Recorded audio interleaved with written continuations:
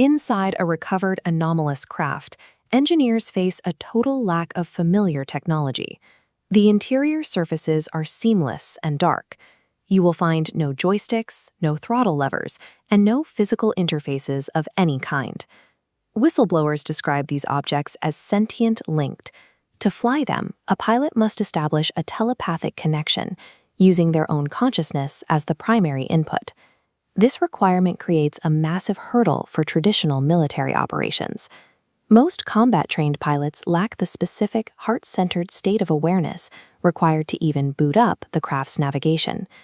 Because the defense establishment cannot count on spiritual development to win wars, they sought a biological shortcut, a way to force a connection between a human operator and an alien machine. That search allegedly led into public school classrooms. Recruiters used the Gifted and Talented Education, or GATE, program as a high-volume filter to identify children with specific neuropsychological profiles. These children displayed what researchers call a psionic predisposition. It often correlates with physical markers in the brain, such as dense white matter striations in the putamen, which indicate a unique capacity for processing non-local information.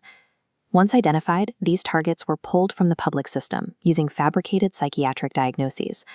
They were funneled into behavioral health centers, like Baker Victory Services, specialized facilities that provided the perfect cover for rogue defense research. Controlled environments allowed for extreme conditioning.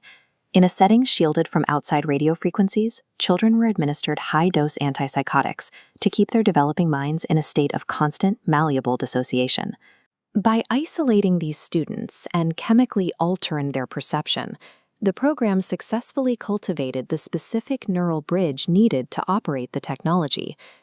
Training began with a shift in worldview. To interact with the craft, the child's subconscious had to accept a universe made of responsive awareness rather than solid, fixed objects. Pilots were put into deep trances using sedatives and binaural beats. The goal was to reach a state of total disembodiment, where their awareness could be projected into the craft itself.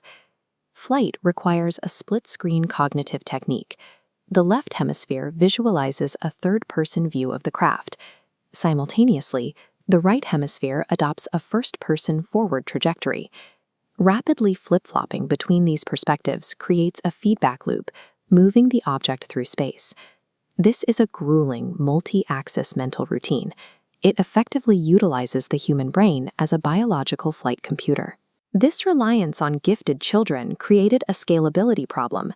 To make this tech useful for defense, they had to transfer that control from a psychic child to a standard military pilot. The Prometheus system was designed to bridge that gap.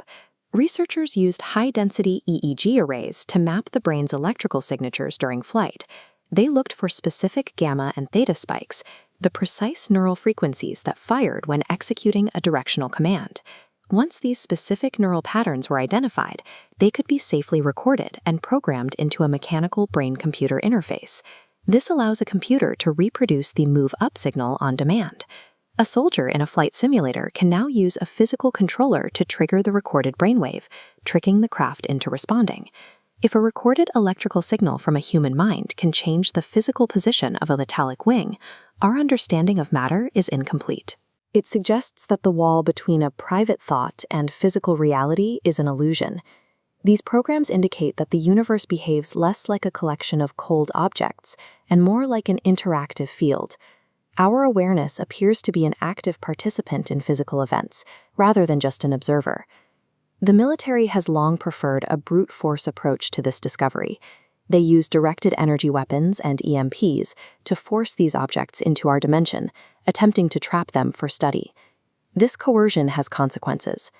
When an object is struck by high-energy pulses while a pilot is mentally linked to it, the pilot reports a terrifying sensation of their body becoming heavy and rigid, as if they are physically turning to stone. Disclosure is frequently framed as a political event, but the Prometheus files point towards something more personal. It is the realization that human intent has a direct, measurable influence on the physical world.